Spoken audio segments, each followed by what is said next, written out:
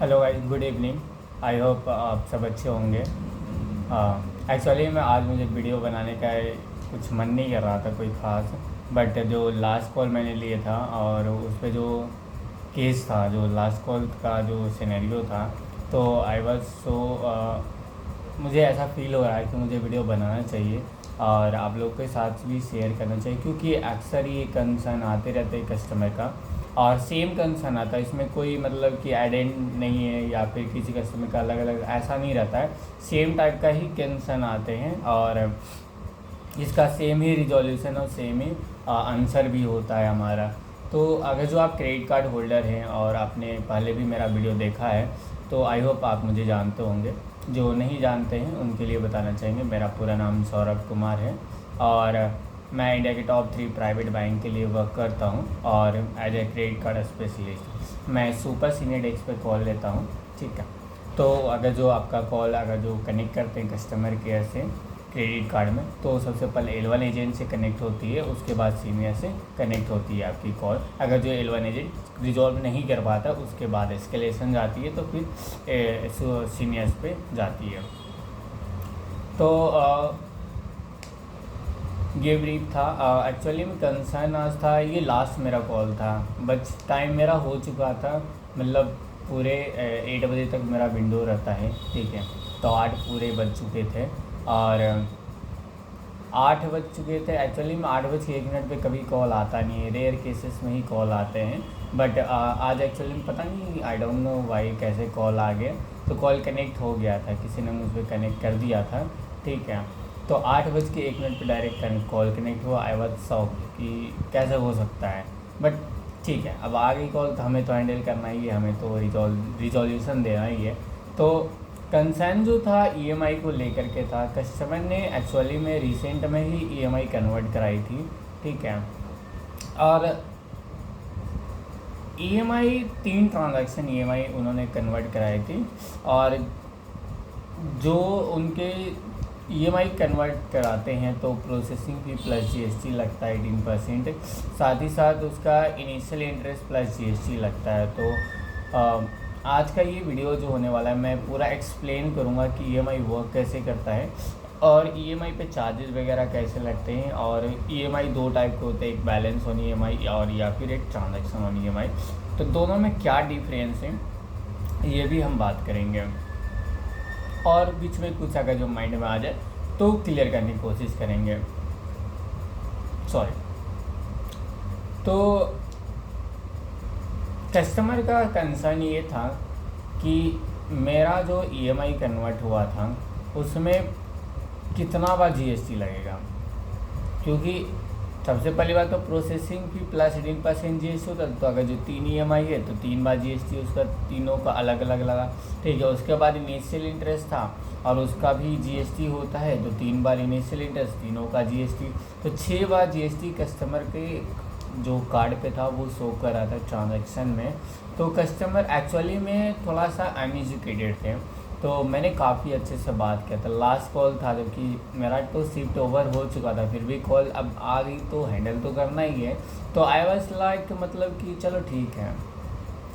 तो पहले तो मैं ठीक है बोल करके कॉल लिया, तो उसके बाद मैं फिर हो गया परेशान, क्योंकि अब कस्टमर को मैं समझानी जल्दी था थोड़ा सा मुझे भी, तो मैं समझा नहीं पा रहा था। फिर मैंने कूल डाउन किया, मैंने कहा कि पहले इसे रिजॉल्व करते पूरा समझाते हैं सिनेरियो, क्योंकि मुझे रियलाइज़ हो गया था कि कस्टमर अनएजुकेटेड है और इन्हें बिल्कुल भी कुछ नहीं पता है कि क्रेडिट कार्ड वर्क कैसे करता है, ईएमआई कैसे वर्क करता है।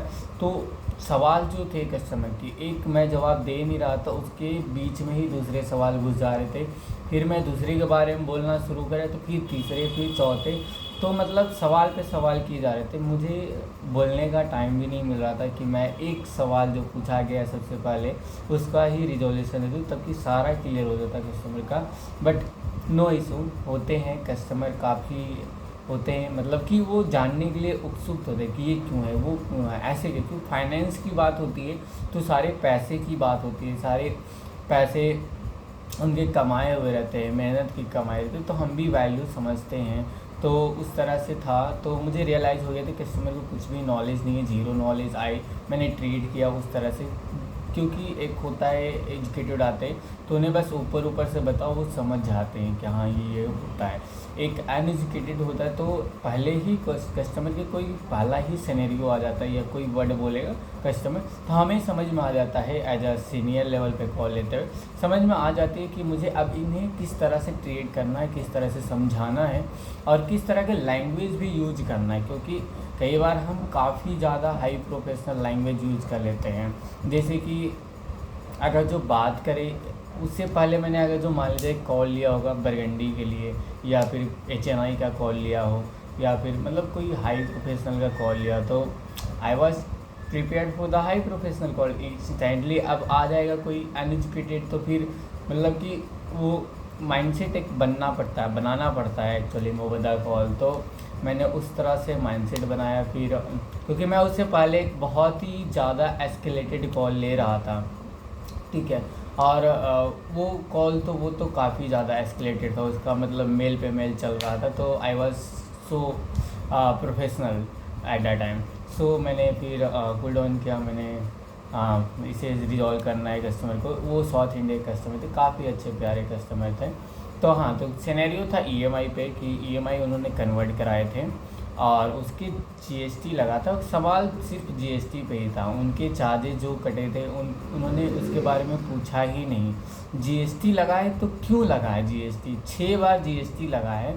तो कस्टमर कहते हैं मैंने EMI तो एक ही बार बनवाया है, 6 बार GST क्यों लगा, और वो भी GST इतना क्यों लगा, कैसे आप कैलकुलेट करते हैं जो इतना लगा। और कस्टमर नहीं डायरेक्ट बोले, एक ही सवाल में बोला ही मुझे कार्ड बंद कर दो, मुझे कुछ नहीं करना है, मुझे अब पैसे भी नहीं दूंगा, मैं कुछ भी नहीं करूँगा। मैं आई वॉज लाइक मतलब कि समय दीजिए मुझे, मैं आपको समझाता हूँ कि क्लियरिटी और क्यों GST लगा है 6 बार, सारे एक एक करके हम बात करेंगे। तो मैं बताना चाहता हूँ सबसे पहली बात, अगर जो शुरू से स्टार्ट करें तो EMI 2 तरह के होते हैं। एक EMI होता है बैलेंस ऑन EMI, ठीक है, और एक होता है ट्रांजैक्शन ऑन EMI।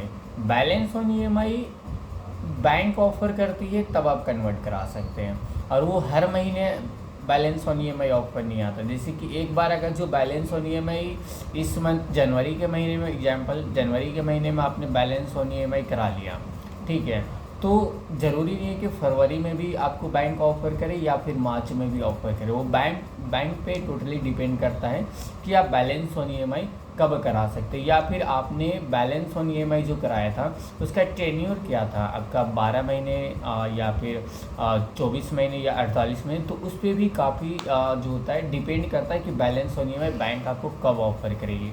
एक्चुअली में क्या होता है कि बैलेंस ऑन EMI और ट्रांजैक्शन ऑन EMI का डिफरेंस मैं बताता हूँ। बैलेंस ऑन EMI मतलब कि जितना आपका बिल बना है, मान लीजिए आपको 50,000 का बिल बन चुका है, ये जनवरी के महीने में 50,000 बिल बन चुका है, आपको 50,000 एंड ऑफ द डेट तक के पे करना है, आपके पास पैसे नहीं है। तो अगर जो बैंक आपको ऑफ़र करती है बैलेंस ऑन EMI को कन्वर्ट करने के लिए, तो उसमें आप पूरे बिल अमाउंट को ही कन्वर्ट कर सकते हैं EMI में, जो कि एक मिनिमम अमाउंट रहता है, तो वो नहीं होता है, बस वो आपको पे करना रहता है मिनिमम अमाउंट ड्यू, और बाकी का जो रिमेनिंग रहता है, जैसे कि 50,000 का बिल है और 5,000 मिनिमम अमाउंट ड्यू है आपका कार्ड पे, तो आपको 45,000 का पूरा जो होता है बैलेंस ऑन EMI हो जाएगा, 5,000 मिनिमम अमाउंट ड्यू पे करना रहेगा ताकि आपको कोई चार्जेस पेनल्टी ना लगे, ये रहती है। तो पूरा बिल जो होता है बैलेंस ऑन EMI कन्वर्ट हो जाती है। तो वो आपका 12 महीने बैंक पे डिपेंड करते हैं कितने महीने का आपको ऑफ़र कर रही है। 6 महीने से मिनिमम होता है और 48 मंथ तक के मैक्सिमम जाती है, तो आप कन्वर्ट कर। और बैलेंस ऑन EMI एक बेनिफिट्स ये भी रहता है कि कभी कभी जो है बैलेंस ऑन EMI काफ़ी लो इंटरेस्ट रेट पे आपको मिलता है, जैसे कि ट्रांजैक्शन ऑन EMI जो होता है 18% पे मिलता है आपको and per annum, right.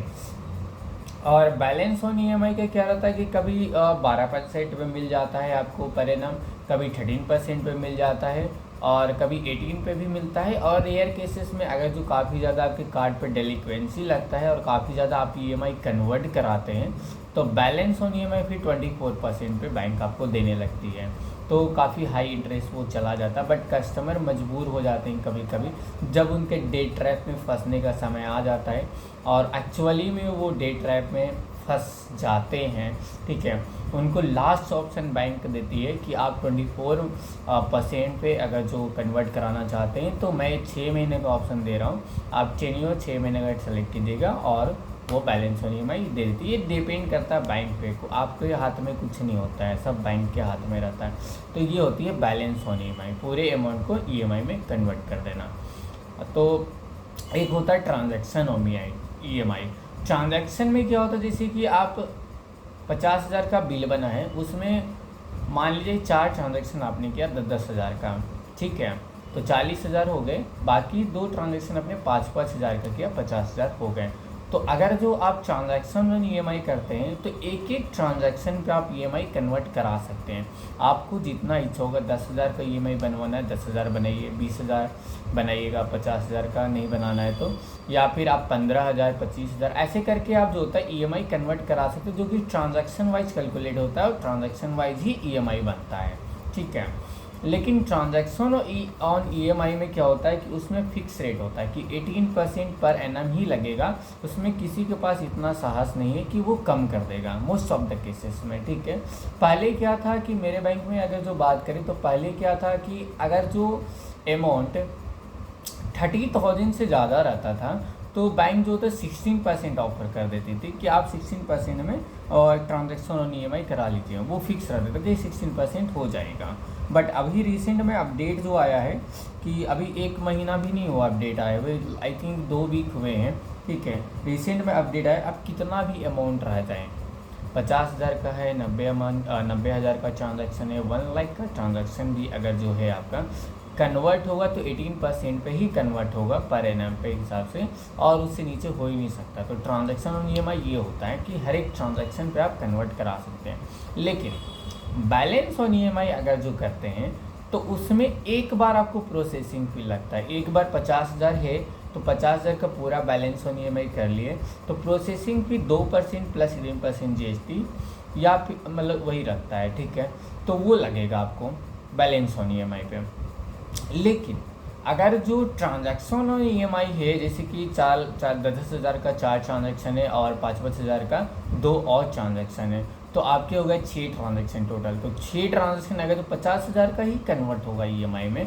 6 transaction अगर जो कर रहे हैं ट्रांजैक्शन ऑन EMI पे अगर जो कन्वर्ट कर रहे हैं, 6 ट्रांजैक्शन होगा कन्वर्ट, तो 6 अलग अलग ट्रांजैक्शन पे अलग अलग प्रोसेसिंग फी प्लस उसके अलग अलग GST और अलग अलग इनिशियल इंटरेस्ट प्लस उसके 18% GST लगता है। डैट मीन्स आपको जो होता है प्रोसेसिंग फी और इनिशियल इंटरेस्ट GST होता है वो ज़्यादा पे करना पड़ता है in case of compare with balance on EMI, ठीक है।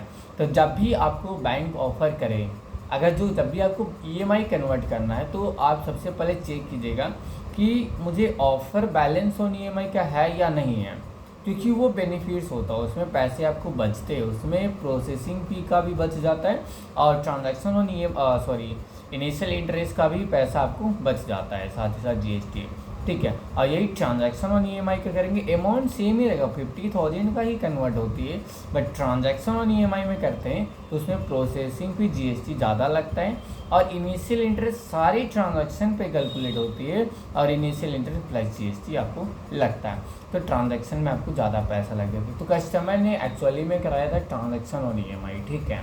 तो 3 ट्रांजैक्शन थे, कस्टमर को एक्चुअली में पता नहीं था कि ट्रांजैक्शन EMI क्या होता है, बैलेंस ऑन EMI किसी को नहीं, रेयर केसेस में ही कस्टमर को पता होता है, जो कुछ एजुकेटेड होते हैं, बहुत लंबे समय से कार्ड होल्ड कर रहते होते हैं या फिर कई बार EMI वगैरह वो करा चुके होते, तो उन्हें ही पता रहता कि कहाँ पे मुझे बेनिफिट्स है और कहाँ से हम पैसे बचा सकते हैं। तो वो डायरेक्ट कॉल जो आती है, अगर जो कभी किसी को L1 एजेंट ही लेते हैं ये सब छोटे छोटे कॉल, तो उनको उनके पास आती है तो डायरेक्ट कस्टमर बोलते मुझे यही करना है, ठीक है।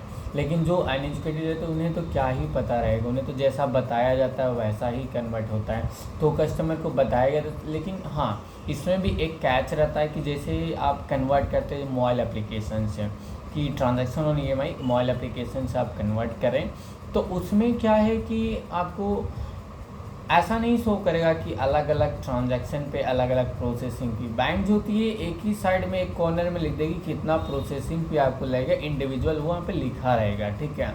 कैलकुलेट करके वहाँ पे इंडिविजुअल शो नहीं करता, बस लिख देते कि इतना लग जाएगा प्लस उसके 18% जीएसटी। तो मान लीजिए अगर जो प्रोसेसिंग में 1200 रुपये सबका जोड़ के आ रहा है और प्लस उसके 18% जीएसटी आ रहा है, तो आपको सिर्फ 1200 रुपये प्लस जीएसटी लिख देगा वहाँ पे मोबाइल एप्लीकेशन का एक्चुअली। और इनिशियल इंटरेस्ट भी आपको मान लीजिए लग रहा है कि 800 रुपये इनिशियल इंटरेस्ट लग रहा है, 6 EMI कन्वर्ट करा रहे मान लीजिए एग्जाम्पल, तो उसका 800 रुपये प्लस जीएसटी लिख देगा। तो आपको मोबाइल एप्लीकेशन पे ये समझ में आएगा कि मुझे तो 1200 रुपये वो लग रहा है और इनिशियल इंटरेस्ट 800 रुपये लग रहा है, तो मतलब हमारे कार्ड पे जो होगा 1200 प्लस जीएसटी आएगा और 800 रुपये प्लस जीएसटी आएगा, 2 ट्रांजेक्शन करेक्ट है।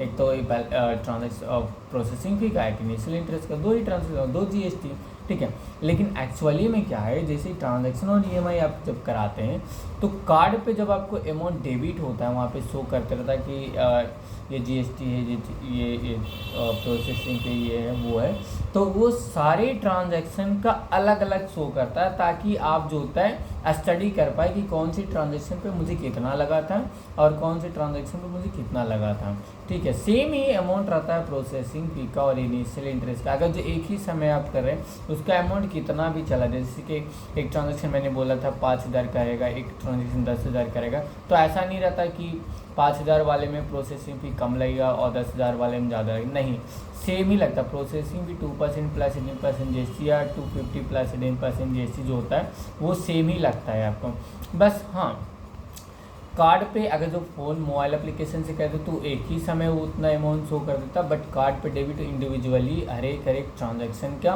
हर एक EMI का मतलब जो होता है वो प्रोसेसिंग की जीएसटी, इनिशियल इंटरेस्ट जीएसटी अलग अलग लगता है। तो कस्टमर को वही 6 बार शो कर रहा था जीएसटी, तो वो मतलब कि काफ़ी मतलब आइरेटेड हो रहे थे, गुस्सा कर रहे थे कि मुझे तो बताया गया था कि एक ही बार लगेगा जीएसटी और ये 6 बार शो कर रहा है और ये तो गलत है, ये तो फ्रॉड है, मुझे तो बंद करना है, मुझे तो कंप्लेन ये वो काफ़ी कस्टमर ने बोला। आई वाज लाइक मतलब कि आपको कितना बताया गया था अमाउंट। मैंने पहले पूछा कि अच्छा आपको बताया जो गया था अमाउंट वो कितना अमाउंट बताया गया था, तो इतना बताया गया था उन्होंने बताया। मैंने कहा कि जीएसटी कितना बताया गया था, तो जस्ट इतना जीएसटी ऐड करके बताया गया, तो आई लाइक ठीक है, इतना ही बताया गया था। मैंने सारे ऐड किए, मैंने कहा ओपन कीजिए आप अपना कैलकुलेटर, सारे ऐड करवाए मैंने ओवर द कॉल कि इतना आपको बताया गया था, देखिए आपको ऐड करके इतना ही अमाउंट आ रहा है। एक्चुअली में ये ट्रांजैक्शन वाइज होता है, तो आपको कार्ड पे बस होता है उतना शो करने लगता है ताकि आपको क्लियरिटी हो कि कौन से ट्रांजैक्शन पे मुझे कितना अमाउंट लगा है। तो और फिर इनिशियल इंटरेस्ट का भी फिर अलग अलग वो शो करते, तो इनिशियल इंटरेस्ट भी मैंने कैलकुलेट करके उन्हें बताया। तो फिर एट द एंड समझ पाए, मैंने बताया कैलकुलेट करके कि ऐसे ऐसे रहता है, तो आपको रहता है। तो मोटिव यही है कि जब भी आप EMI कन्वर्ट कराएं तो पूरा इन्फॉर्मेशन ले लें। अगर जो मोबाइल एप्लीकेशन से आप कन्वर्ट कर रहे हैं, कोई भी बैंक हो, कोई भी क्रेडिट कार्ड हो, ठीक है, मैटर ये नहीं करता है। बैंक अगर जो मोबाइल एप्लीकेशन पे शो करे तो सारा उस पर शो करता है, एक्चुअली में वहाँ पे भी शो करता है, बट आपको वो देखना पड़ता है, वो स्टडी करना पड़ता है, वो पढ़ना पड़ता है, ठीक है। कई सारी चीज़ें मोबाइल एप्लीकेशन पे विदाउट जीएसटी लिखा हुआ रहता है, प्लस जीएसटी बस लिख देगा अमाउंट के बाद में, ठीक है। तो हमें लगता है कि इतना ही लगेगा पैसा इंक्लूडिंग जीएसटी, आप पता नहीं मतलब कस्टमर सोच लेते हैं कि 18 यहाँ पे जीएसटी लगा तो जीएसटी के साथ है या फिर आई डोंट नो, वही उसी तरह का तो आते हैं कस्टमर सोचते हैं कि जीएसटी तो उसमें लिखा हुआ था, तो वो विदाउट जीएसटी लिखा रहता है मोबाइल एप्लीकेशन किसी भी बैंक के साथ, ठीक है। तो आप करेंगे तो प्लीज़ एक बार चेक कर लीजिएगा। और ट्रांजैक्शन और EMI जब भी आप करने लगे, लाइक मेरा तो सजेशन यही रहता है कि जब भी आपको कोई ट्रांजैक्शन को EMI करना है तो आप जो होता है कस्टमर केयर पे कॉल लगा करके, जो ऑफिसर्स होते हैं, एजेंट जो होते हैं, उनको ट्रेनिंग मिलता है सब चीज़ का, तो एक बार उनसे बात कर लीजिए कि क्या क्या मेरा ट्रांजैक्शन कौन कौन सी EMI में होगा, ठीक है, और कौन कौन सा नहीं होगा। क्योंकि इसमें भी एक चीज़ है मैं बताना चाहता हूँ, कई बार ऐसा मैंने देखा है कि कस्टमर जो कुछ होते हैं कि मोबाइल एप्लीकेशन से कर लिए उन्होंने कन्वर्ट, तो कुछ ट्रांजैक्शन अनबिल्ड का ट्रांजैक्शन EMI कर लेते हैं और कुछ ट्रांजैक्शन बिल्ड जो होता है उससे ईएमआई कर ले, तो उसमें जो होता है काफ़ी कस्टमर को पेनल्टी चार्जेस लग जाता है और काफ़ी हैवी पेनल्टी लगता है, क्योंकि डेबिट इंटरेस्ट लगता है उस पर। जैसे कि आपको 50,000 का बिल बना है, ठीक है, तो आपको ईएमआई कन्वर्ट करना है 50,000 को, ठीक है। तो आपको क्या है, बैलेंस ऑन ईएमआई का ऑफर नहीं है, तो आप क्या करेंगे, ट्रांजैक्शन ऑन ईएमआई करेंगे, हर एक ट्रांजैक्शन को ईएमआई में करेंगे, ठीक है। तो जो बिल बन चुका है उसका ट्रांजैक्शन अलग होता है, और जो बिल नहीं बन चुका है, नहीं बना है, जो अगले बिल में आएगा बन करके ट्रांजैक्शन, कुछ ट्रांजैक्शन 10,000 का मान लीजिए कि अगला बिल में बन के आएगा, तो कस्टमर ने 50,000 का ट्रांजैक्शन बन चुका है बिल, ठीक है, और 10,000 जो है वो अगले बिल में बन के आएगा, जो रिसेंट में उन्होंने ट्रांजैक्शन किया बिल बनने के बाद। जैसे कि अगर जो हर एक महीने का 1 तारीख को बिल बन जाता है, तो 1 तारीख को बिल बन के आ गया 50,000 का, ठीक है। अब मान लीजिए कस्टमर ने 2 या 3 तारीख को एक और ट्रांजैक्शन कर दी, जो कि अनबिल्ड में माना जाता है, तो वो अगले महीने के बिल में वो ट्रांजैक्शन आएगा, ठीक है। अब कस्टमर को कन्वर्ट करना है 50,000 का ईएमआई जो बिल बन चुका है उसका, बट दिक्कत ये होता है कि मोबाइल एप्लीकेशन पे डेट सारा लिखा रहता है कि ये डेट का, मतलब कि ये ट्रांजैक्शन को आप ईएमआई में कन्वर्ट करा सकते हैं। कस्टमर जो है ऊपर से सिलेक्ट कर लेते हैं सारे, या फिर कहीं से भी सिलेक्ट कर लेंगे, उन्हें 50,000 सिलेक्ट करेंगे, ये ट्रांजैक्शन मुझे 10,000 का जो होता है कन्वर्ट करना है 50,000 में। 50,000 अमाउंट तो हो जाती है, कन्वर्ट भी हो जाती है, लेकिन अगर जो गलती से आप ट्रांजैक्शन अनबिल्ड वाला ट्रांजैक्शन जो 10,000 है, जो अगले महीना आपको आना है बिल बन करके, उस ट्रांजैक्शन को अगर जो आप आज के डेट में ईएमआई कन्वर्ट कर लेंगे, तो सबसे पहली बात आपको इनिशियल इंटरेस्ट प्लस जीएसटी ज़्यादा लग जाएगा। उसके बाद आप सोच के चलेंगे कि 50,000 मैंने कन्वर्ट कर लिया तो मुझे अब बिल नहीं देना है, लेकिन अगर जो अनबिल्ड वाला 10,000 आ गया और 40,000 आपका बिल्ड वाला आ गया ट्रांजैक्शन, तो डैट मीन्स आपको ट्रांजैक्शन जो कन्वर्ट हुआ है वो 50,000 का तो ज़रूर हुआ है, लेकिन आपका जो बिलिंग अमाउंट जो होगा वो 50,000 पेमेंट करना था, लेकिन कैलकुलेशन होगा 40,000 का ही, क्योंकि जो ट्रांजैक्शन जो था वो बिल्ड वाला 40,000 ही आपने लिया और एक ले लिया अनबिल्ड वाला ट्रांजैक्शन जो आप नहीं समझ पाते। और अगर जो डेट भी आप चेक करेंगे तो उतना एजुकेटेड नहीं होते कस्टमर, उतना उन्हें नॉलेज नहीं होता है, तो वो नहीं कर पाते हैं कैलकुलेट कि कौन सा ट्रांजैक्शन अनबिल्ड का है, कौन सा बिल्ड ट्रांजैक्शन है, और कौन सा मुझे ट्रांजैक्शन करना चाहिए। कई ट्रांजैक्शन ऐसे भी होते हैं कि 2 महीना पहले 1 महीना और पहले का ट्रांजैक्शन शो करते रहता है, क्योंकि बैंक जो है कि ट्रांजैक्शन आप अगर जो पे भी कर देंगे बिल, आज बिल बन गया 1 तारीख को, आपने बिल सारा पेमेंट कर दिया, ठीक है, बिल जो होता है पूरा पेमेंट कर दिया आपने, फिर भी ट्रांजैक्शन जो होता है आपको ईएमआई में कन्वर्ट करते रहता है 60 डेज तक है कम से कम। तो अगर जो बिल पे भी कर देते तब भी अगर जो ईएमआई कन्वर्ट करा लेते हैं, और बिल्ड पेड वाला अगर जो ईएमआई ले लिया आपने कन्वर्ट करने के लिए, तो फिर उसमें भी आपको दिक्कत हो जाती है, क्योंकि जैसे कि आप जनवरी के बिल में ट्रांजैक्शन तो आपने किया था, आपको जनवरी के बिल्ड वाला ही ट्रांजैक्शन ईएमआई करना था। अब आपने ले लिया दिसंबर वाला, पिछले महीने के दिसंबर वाला ट्रांजैक्शन था वो शो करा था, आपने 10,000 था तो आपने सिलेक्ट कर लिया, हो गया कन्वर्ट। आप खुश है कि मैंने 50,000 का कर दिया, मुझे अब पे नहीं करना।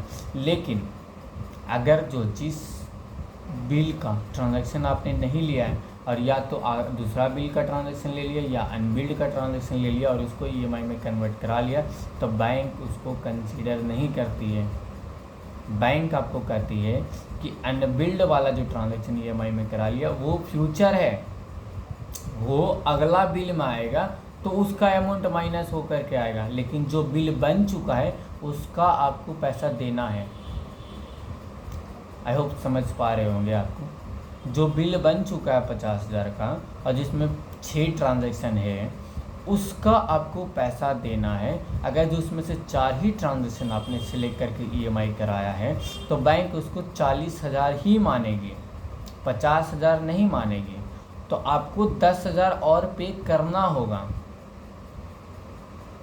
जो कि आपको काफ़ी ध्यान दे करके, अगर जो मोबाइल एप्लीकेशन से कन्वर्ट करते हैं तो काफ़ी ध्यान दे करके आपको कन्वर्ट करना होता है, नहीं तो फिर वो एरर आ जाएगा, आपको 10,000 का पेनल्टी लगेगा। और 10,000 का पेनल्टी जो लगता है वो डेबिट इंटरेस्ट चार्जेज आपका लगता है 3.75% प्लस 18% जीएसटी, जो कि आपको टोटल आउटस्टैंडिंग बैलेंस पे लग जाएगा। इसका मतलब ये नहीं है कि जितना 10,000 नहीं पे किया तो 10,000 पे ही लगेगा, नहीं, आपको जो अनबिल्ड था और साथ ही साथ जो बिल्ड था, मतलब जो अनबिल्ड था और साथ ही साथ जो बिल्ड था, सारे अमाउंट को ऐड करेगी बैंक और टोटल एक आउटस्टैंडिंग बैलेंस बनेगा 60,000 का, 50,000 इसका और 10,000 उसका जो अनबिल्ड था, जो रिसेंट में आपने ट्रांजेक्शन है, तो हो गया 60,000। अब जो भी आपका जो होता है डेबिट इंटरेस्ट चार्जेस लगेगा वो 60,000 पे लगेगा। अगर जो उस दौरान मंथ जो चल रहा है उस दौरान और भी कुछ आपने ट्रांजैक्शन कर लिया, 10,000 20,000 का और भी ट्रांजैक्शन कर लिया, तो वो आप आउटस्टैंडिंग बैलेंस होता है वो 70 या 80,000 हो जाएगा। तो जो डेबिट इंटरेस्ट चार्जेज जो होता है डेली बेसिस पे कैलकुलेट होती है, आज भी कैलकुलेट हुआ, कल भी हुआ, परसों भी हुआ।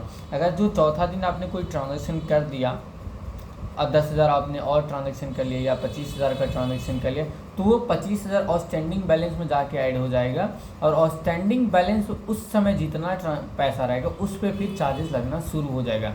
मतलब आपको काफ़ी हैवी ज़्यादा पेनल्टीज होता है, चार्जेस लग जाती है। तो कस्टमर को का बहुत ज़्यादा डिस्प्यूट होता है इस बात पे कि मुझे इतना चार्जेस कैसे लगा दिए जबकि मैंने EMI कन्वर्ट कर दिया था पहले ही।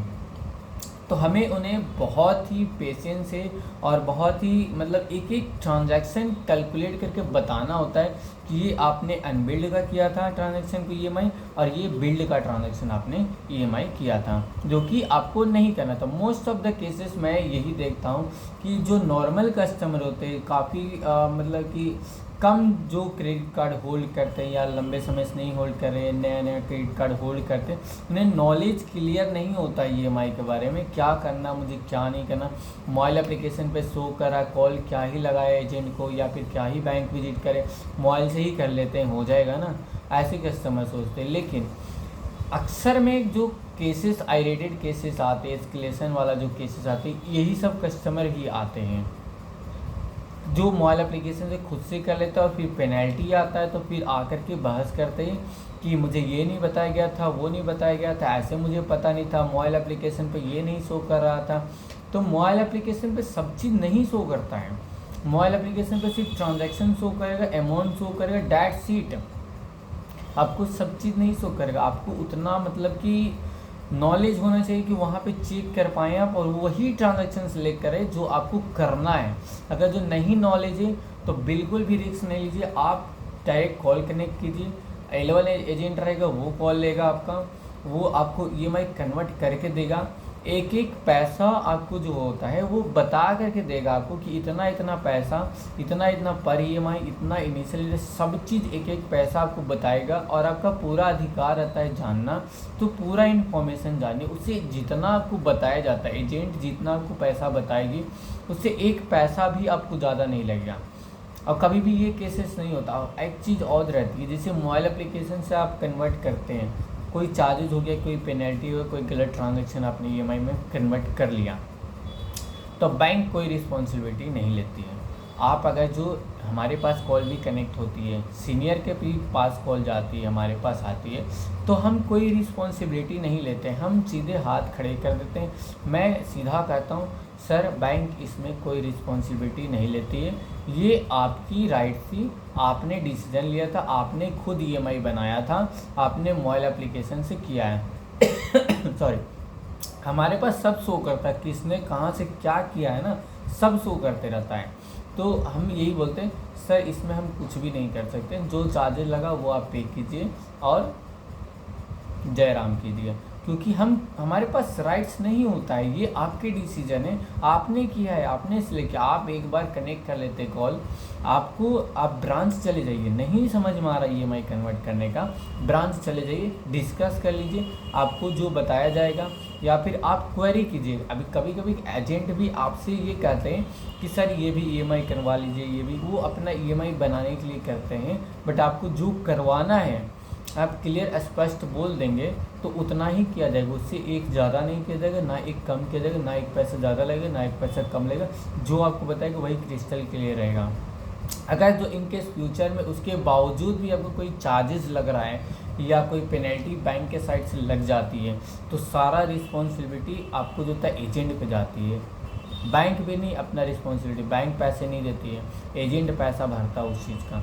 हम अगर जो आपको ईएमआई कर रहे हैं, तो अगर जो हमसे गलती हो गई, आपको 10,000 का चार्जेस लगे, तो 10,000 हम भरते हैं, बैंक नहीं भरती है, वो हमारी रिस्पॉन्सिबिलिटी होती है।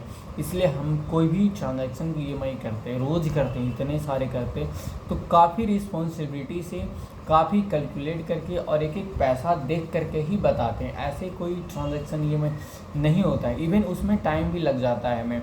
कभी कभी एजेंट रस में रहते हैं कि जल्दी कर दो जल्दी कर दो, तो नहीं, हमें बोलना होता है कि कोई जल्दीबाजी नहीं है, चार्जेस वगैरह लग जाए तो हम रिस्पॉन्सिबल नहीं होंगे, फिर आपको करना होगा।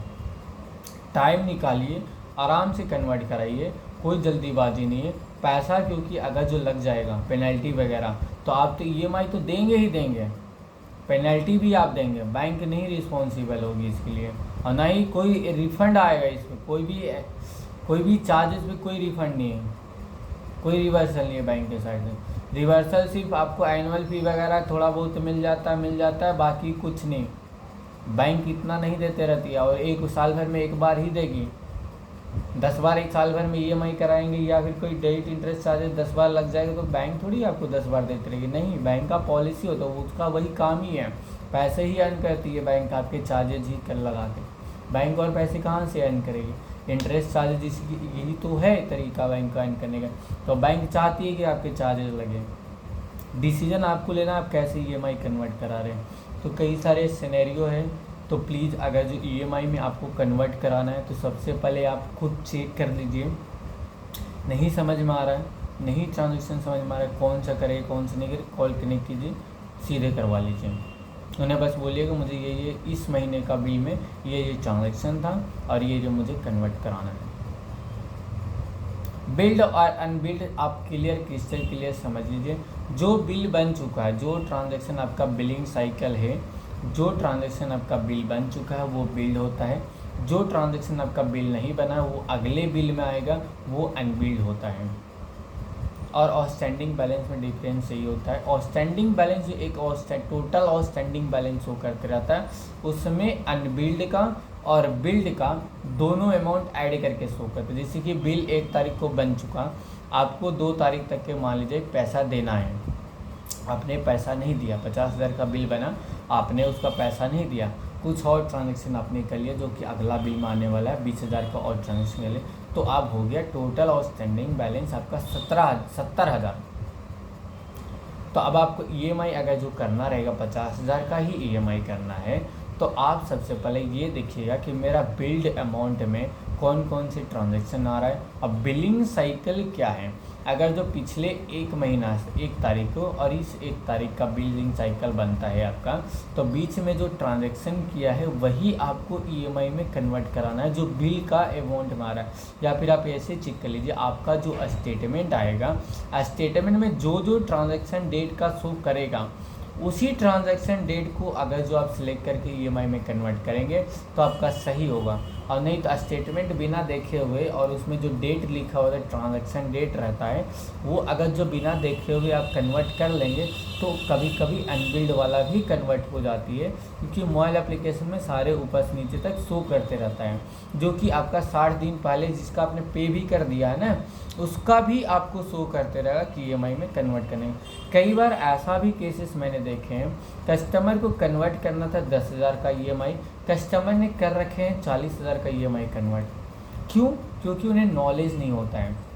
कस्टमर फिर आकर के कहते हैं सर मुझे तो 10,000 का ही करना था, 40,000 कैसे हो गया? एक्सेस अमाउंट कार्ड पे आ जाती है और उस पर चार्जेस तो लगेगा, चार्जेस तो हर एक चीज़ में लगता है।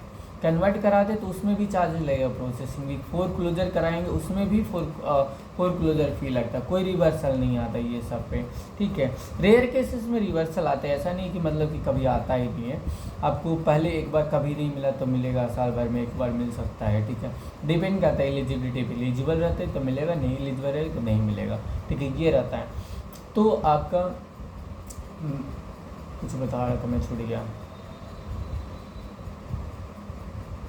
ट्रांजैक्शन आपको जो होता है अनबिल्ड वाला जो होता है वो चेक करके आप कराइएगा ईएमआई में। हाँ, एक बात ये भी रहता है कि जैसे कि ईएमआई कन्वर्ट कराते हैं आप, कोई भी ट्रांजैक्शन बिल्ड का हो या अनबिल्ड का हो, तो उसमें एक इनिशियल इंटरेस्ट चार्जेज मैं बता रहा हूँ, वो क्या होता है उसके बारे में बताता हूँ।